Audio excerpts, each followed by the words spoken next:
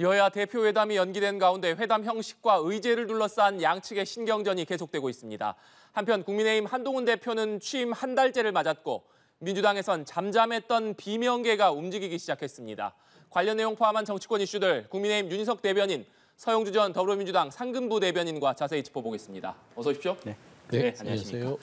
네, 이 내용부터 좀 짚어보겠습니다. 내일이면 후쿠시마 오염수가 방류된 지 딱 1년이 되는 날인데 오늘 오전에 대통령실에서 민주당을 고강도로 비판하는 브리핑이 있었습니다. 야당의 황당한 괴담 선동이 아니었다면 쓰지 않았어도 될 예산 1조 6천억 원이 투입됐다. 피해는 어민과 수산업 종사자 그리고 국민들에게 돌아갔다. 이렇게 비판을 했는데 먼저 오늘 오전에 있었던 대통령실의 고강도 비판 메시지 어떤 의미에서 나온 거라고 보십니까? 우선 그 예산 1조 6천억이 헛되이 쓰였다 이제 이런 얘기를 했잖아요. 그동안 이 괴담 때문에 수산물에 대한 소비가 위축될까 두려워서 소비 진작을 위해서 쓴 돈, 예를 들어 할인 행사를 한다든지 여러 가지 판촉 행사를 한다든지 그다음에 또 검사, 바닷물, 또 수산물, 검사를 여러 번 하면서 쓰여진 여러 비용을 합치면 1조 한 5천억, 6천억 정도 된다. 그런 상황에서 지금 일본이 그 오염 처리수를 방류한 지가 1년이 되는데 지금까지 나온 게 없다. 야당이 그동안 주장했었던 대로 큰 어떤 혼란이 없고 실질적으로도 방사능이 수산물이라든지 또 우리 바다에서 검출된 게 없다. 그렇다면 그동안 작년에 계속 민주당 쪽 야권에서 세게 공격했었던 그런 괴담 선동에 대해서는 어느 정도 입장 표명이 있어야 한다는 그런 의미의 대변인의 발표였다고 저는 이해를 합니다. 네, 민주당 대국민 사과를 해야 한다 이렇게 요구를 하기도 했는데 서영주 부대변인께서는 어떻게 드셨습니까? 대국민 사과를 누가 해야 될지는 모르겠으나 현 정부는 이렇게 좀 정쟁밖에 생각이 안 나나 싶어요. 따지고 보면 후쿠시마 오염수가 방류가 되고 이 방류가 1년 안에 끝나는 게 아니지 않습니까? 30년 넘게 길게는 100년 동안 지속적으로 영구적으로 계속 방류를 하는 거예요. 그다음에 해류 영향으로 하면 태평양을 돌아서 한 4년, 5년 뒤에 직접적인 영향을 우리 대한민국 주변의 수역에 온단 말입니다. 4, 5년 뒤에 지금처럼 농도를 측정해서 이런 얘기를 한다면 정쟁이라 하더라도 받아들일 것 같은데 고작 1년 지났습니다. 1년 지나서 검사를 했더니 안 나왔다. 그러면은 이 야당에 대해서 괴담이라고 취급하기보다는 국민 여러분, 그때 당시 10명 중에 8명이 후쿠시마 오염수에 대해서 반대하고 우려했어요. 그러면은 염려하던 80%, 70%의 국민들에게 큰 우려가 있으셨죠. 정말 저 마음에 두근두근 하셨을 텐데 안심하고 이제 좀 드셔도 되고 너무 걱정하지 마십시오. 정부가 이제 앞으로 더 그런 어떤 방사능 이런 수치에 대해서 매년 측정을 해서 국민한테 알려드리겠습니다. 이렇게 하는 게 맞지 않겠습니까? 그런데 이걸 가지고 괴담이다. 1년 겨우 지나서 사과하라. 이건 도대체 이거 국정을 운영하려는 분들이 있는 건지 아닌지 저는 그게 좀 궁금해요. 네, 여야도 오늘 오전부터 날선 공방을 이어가고 있습니다. 국민의힘 서범수 사무총장, 민주당이 그동안 가짜뉴스를 퍼뜨렸다 이렇게 비판을 했습니다만 민주당에서는 여당이 일본을 대변해주고 있다 이렇게 비판을 하면서 친일 공세를 이어갔는데 먼저 오늘 민주당에서 나온 비판에 대해서 윤희석 대변인께서는 어떻게 들으셨습니까? 그러니까 그 오염 처리수가 방류되는 곳이 일본이다. 그 상황에서 이것이 우리 바다에 별로 영향이 없다. 이렇게 얘기하니까 친일이라고 얘기하는 거예요. 논리적으로 굉장히 비약이 많죠. 다른 나라에서 만약에 이것을 방류했다면 그런 얘기를 하겠습니까? 유독 일본이기 때문에 이 얘기를 하는 건데 좋습니다. 비난할 수는 있는데 저희가 얘기하는 것은 그 비난의 수위가 너무 과장됐고 또 객관적인 과학적 근거에 의하지 않은 선동이었다는 점을 지적을 하는 겁니다. 거기에 대해서 지금 민주당이 얘기를 안 하는 거예요. 예를 들어서 일본 국민에게까지 이 오염수의 문제점을 알려주겠다 하면서 당시에 민주당 의원들이 일본에 가서 시위를 합니다. 그런데 시위할 때 보면요. 한글로 쓴 피켓을 들고 한국말로 시위를 해요. 결국은 국내를 향한 정치 선동이었다고밖에 볼 수 없는 거 아니겠습니까? 이런 거 하나만 봐도 지금 이 오염수 처리와 관련해서 방류와 관련해서 지난 1년 전에 그 전부터 시작됐던 민주당의 어떤 이 반격은 결국은 이 국민 건강과 수산물의 안전 여기에 포인트가 있는 것이 아니라 그저 정쟁용이었다. 여기에 대해서만큼은 적어도 민주당에서 반성 어린 입장 표명이 있어야 한다. 이것이 저의 주장입니다. 네, 그러니까 아무래도 선동, 그러니까 정쟁 목적의 공격이 민주당에서 있었던 것 아니었느냐 이런 지적이신데 그 부분에 대해서는 어떻게 보십니까? 그러니까 이게 괴담이라고 치부하고 가짜뉴스로 치부하는 거. 그러니까 이 민주주의 사회의 구성 시스템을 잘못 이해하는 나라죠. 정부라고 할 수 있겠습니다. 윤석열 정부는 그냥 본인들이 얘기한 건 정답이고 거기에 반대하는 세력은 괴담이고 가짜뉴스, 반국가 세력. 이런 식의 논리라는 것은 전체주의 국가에서는 할 수 있는 얘기입니다. 민주주의 국가에서는요. 나름대로 어떤 현상에 대해서 그 우려를 가지고 있는 반대 목소리가 존재하기 나름입니다.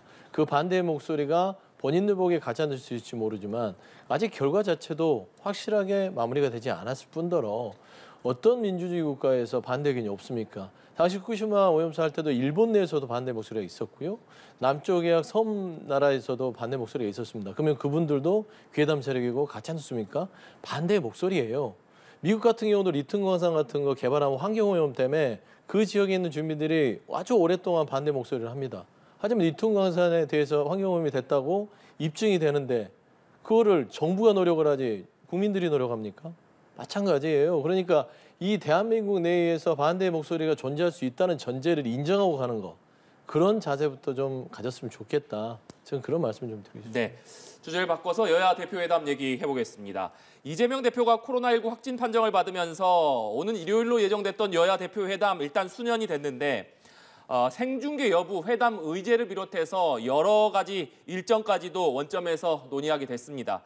그런데 일단 다음 주에 여야 모두 의원 연찬회가 예정돼 있고 또 본회의 일정이 예정돼 있습니다.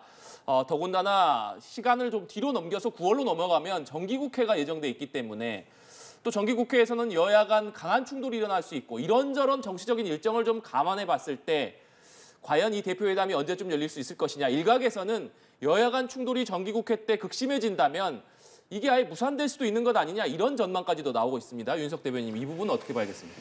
예, 여야가 또 갈등을 서로 피할 수 없는 상황, 그리고 정기국회 시작된다, 또 일정상의 문제 이런 것 때문에 이번 일요일에 있었어야 하는데 네. 이게 이제 수년이 된 상황이에요.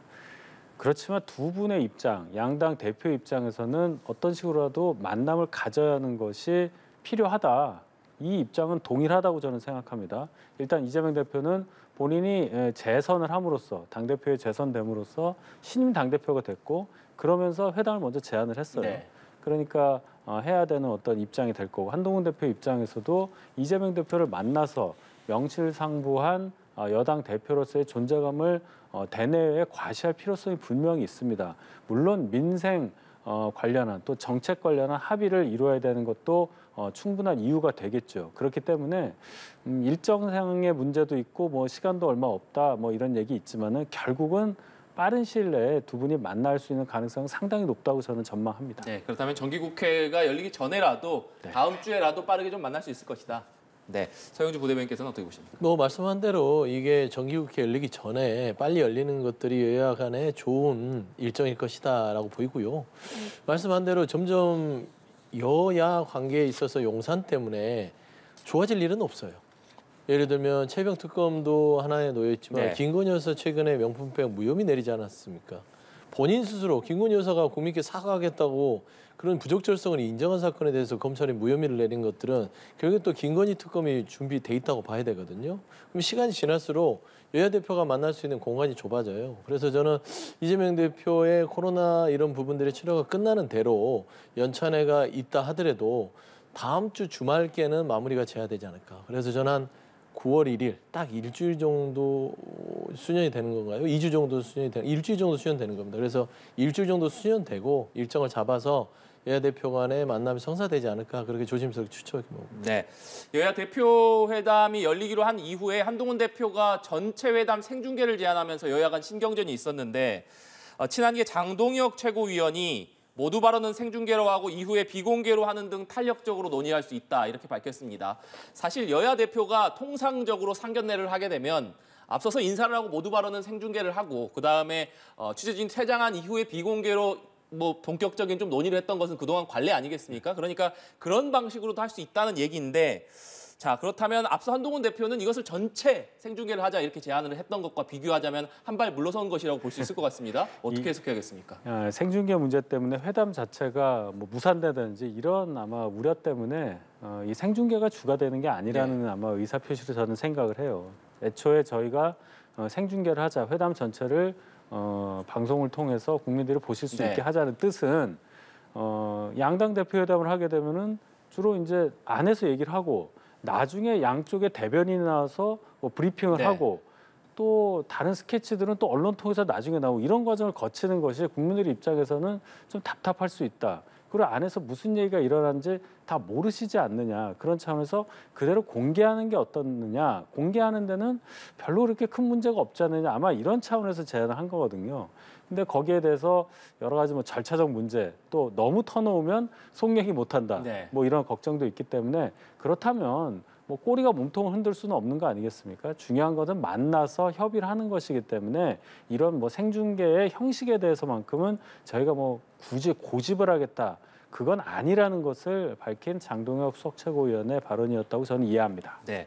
왜 전체 생중계를 고집하지 않는지에 대한 이유를 좀 설명해 주셨는데 서영주 부대변인께서는 어떤 배경이라고 보십니까? 민주당도 아마 그런 입장이었을 거예요. 전체 생중계가 좀 생뚱맞긴 한데 이해식 비서실장이 처음에 좀 불쾌감을 드러냈던 건 생중계 방식이 아니라 이 생중계 방식을 좀 비서실장끼리 서로 논의해가면서 조율을 하면 좋을 텐데 일방적으로 발표를 해버렸단 말이에요. 그런 부분들이 조금은 좀 불쾌했던 것 같고 아마 그거에 지나고 나서 비서실장끼리 심의협의를 좀 했을 거예요.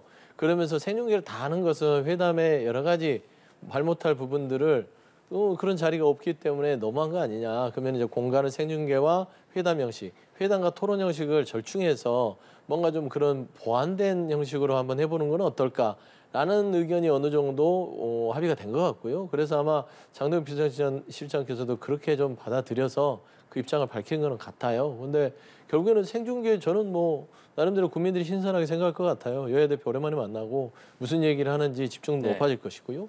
그래서 저는 뭐 국민의힘에서 궁금한 건 금투세 부분을 좀 내세워서 갈 것이고 민주당은 최병특검 가야 되기 때문에 그 두 건을 생중계 토론하고 모두 발언하고 나머지는 비공개로 전환해서 또 여야 대표끼리 허심탄회하게 얘기할 수 있는 공간들이 있다면 충분히 나름대로 알찬 대표회담이 될 거라고 생각합니다. 네, 해병특검법 민주당에서는 가장 최우선 의제로 해병특검법안을 올려놓고 있는데 일단 계속해서 한동훈 대표를 향해서 국민의힘 자체적인 특검법안을 가져와라 이렇게 압박을 하고 있습니다.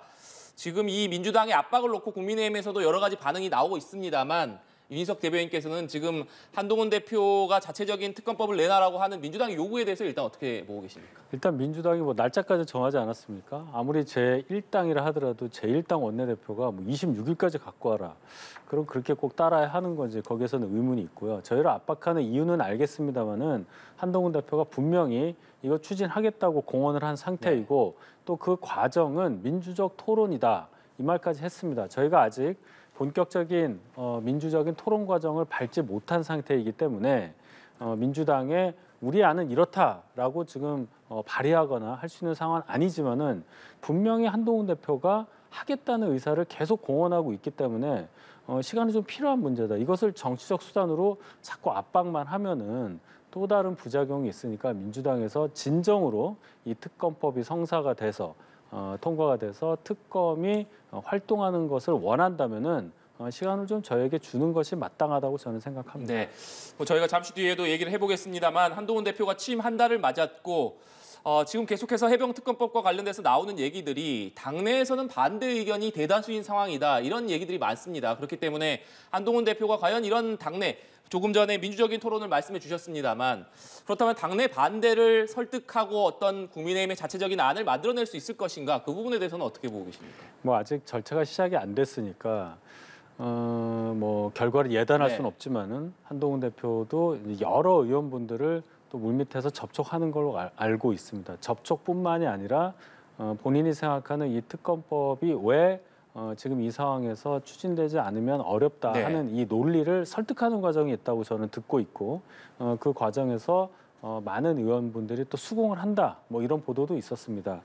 결론은 이 상황, 이 특검법이 세 번째 발의가 되려고 하는 이 상황까지 왔을 때 과연 책임 있는 여당으로서 어떻게 해서 이 쳇바퀴 도는 거북 발의와 통과와 거부권이 반복된 상황을 끊고 국민들께서 진정으로 정치의 효용감을 느낄 네. 수 있게 하느냐, 이 차원의 논의가 필요한 건데 어쨌든 저희가 과정을 밟고 있는 단계이니까 결과를 지켜보자, 이 말씀을 먼저 드리겠습니다. 네. 그러니까 한동훈 대표가 본격적으로 좀 당내에서 설득 작업, 토론 작업에 들어갈 예정인데 민주당에서 너무 날짜까지 막아서 한동훈 대표를 좀 몰아붙이는 것 아니냐, 여기에는 진짜 특검법을 원하는 것이냐 아니면 다른 의도가 있는 것이냐, 이런 목소리가 나옵니다. 네. 그건 어떻게 보고 계십니까? 그러니까 수험생 편에 맞춰서 날짜가 바뀌나요? 시험 날짜는 정해져 있잖아요. 그거는 공부해야 될 거 아닙니까? 그거는 이제 한동훈 대표가 풀어야 될 시험 숙제예요. 그런데 민주당이 그 시험 일자를 바꿀 이유는 전혀 없다라는 것이고요.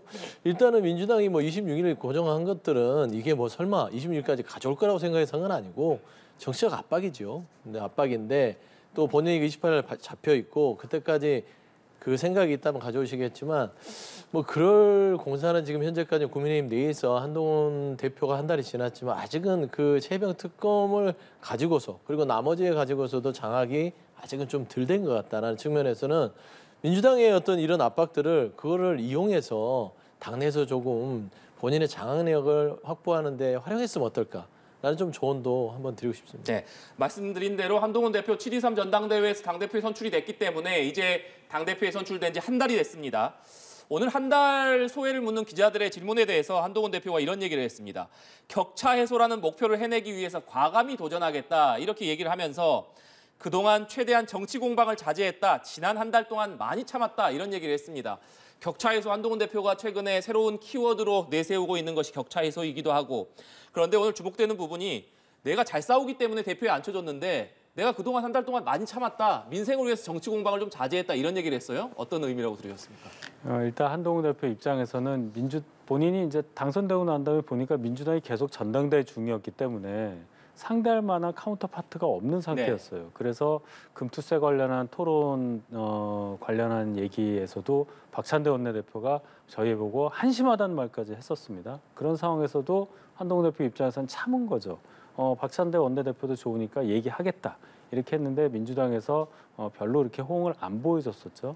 어쨌든 이재명 대표가 새로 선출이 됐으니까 한동훈 대표 입장에서는 싸울 상대가 이제 생긴 거죠. 그렇다면 정책은 정책, 또 정쟁 소지가 있는 부분에 대해서도 강하게 압박, 이러한 강온 양면 작전을 다 할 수 있는 상황이 됐다는 의미로 저는 이해를 하고, 네.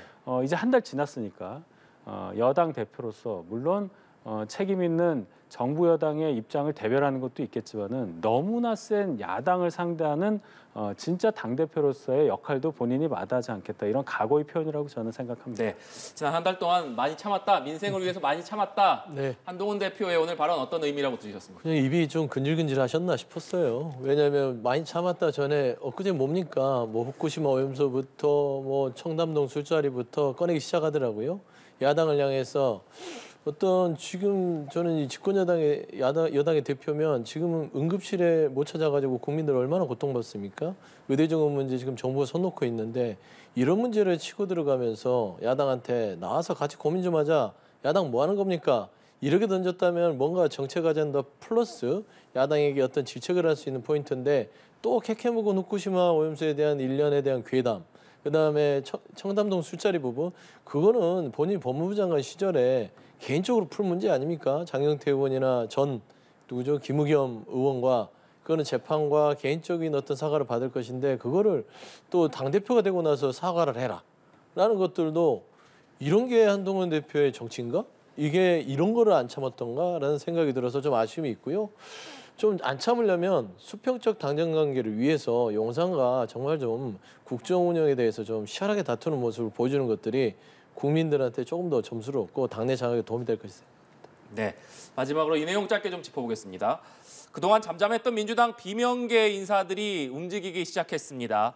4월 총선 이후에 자맹에 들어갔던 김부겸 전 총리 정치활동 재개를 선언을 했고, 또 박광원, 박용진 전 의원을 비롯해서 총선 공천에서 탈락한 비명계 전직 의원들 초일회라는 모임을 만들었습니다. 오는 10월에 이재명 대표의 공직선거법 위반 위증교수 사건 1심 선고가 예정돼 있고 그렇기 때문에 오는 10월이 이재명 대표의 사법 리스크 첫 관문이 될 것이다. 이런 관측이 나오는 상황이기 때문에 이 상황 속에서 김부겸 전 총리가 움직이는 것, 또 비명계로 분류되는 전직 의원들이 모임을 결성해서 움직이는 것, 어떤 의미라고 해석해야겠습니까? 일단은 제 개인적인 생각으로는 김경수 전 지사의 복권 자체가 민주당에 그동안 조금 숨죽여 있던 그 다양성을 깨우지 않았냐 싶어요. 꼭 초열애가 김경수 전 지사와 관련돼 있지는 않지만 네. 기본적으로 이제는 뭔가 이야기를 해도 되겠다. 그리고 민주당에 연임을 한 이재명 대표가 있기 때문에 결국에 이재명 대표도 연임, 그다음에 단일 체제라는 부담이 있을 거예요. 저는 그런 측면에서 다양성 확보를 해줘야겠다. 결국에는 모든 정당이나 조직이 이게 유기적으로 움직이지 않습니까? 한쪽으로 기울어지면 균형을 맞추기 위해서. 그래서 오랫동안 당에서 생활했던 뭐 전 의원이든 네. 아니면 전 총리든 간에 본인들이 어떤 역할을 하겠다고 뛰쳐나온 것 같아요. 네, 윤석 대변인께서는 어떤 의미라고 해석하십니까? 우선 민주당의 전당대회 과정을 보면은 지금의 이러한 비주류 잠재적 대선 주자들의 움직임을 예상할 수가 있었죠. 이재명 대표를 견제할 수 있을 만한 굵직한 후보들이 출마를 안 하는 상황이 이어지다가 결국 김두관 후보가 나온 거 아니겠어요? 네. 85%가 넘는 지지율로 이재명 대표가 당선됐다. 액면 숫자만 보면 야 정말 높은 지지율이다. 민주당 내에서 강고한 세력을 확보하고 있구나. 이재명 대표에서 그렇게 평가하겠지만 결코 그렇지 않다. 이분들은 이재명 대표 주도의 이 당내 상황에 참여할 생각이 없다고 저는 해석을 했고 그렇기 때문에 이제부터 본격적으로 전당대 이후에 벌어지는 전국에 대비해서 이제부터 슬슬 활동을 시작할 거다. 그래서 민주당의 전당대회 결과하고 민주당 내의 산정을 완벽하게 연결져서 생각하면 안 된다. 결국은 민주당 내에서 구심력보다는 원심력이 작용할 가능성이 큰 내부 상황이다. 저는 이렇게 평가합니다. 네, 알겠습니다. 오늘 두 분 말씀 여기까지 듣겠습니다. 지금까지 국민의힘 윤석 대변인, 서영주 전 더불어민주당 상근부 대변인과 얘기 나눠봤습니다. 오늘 말씀 고맙습니다.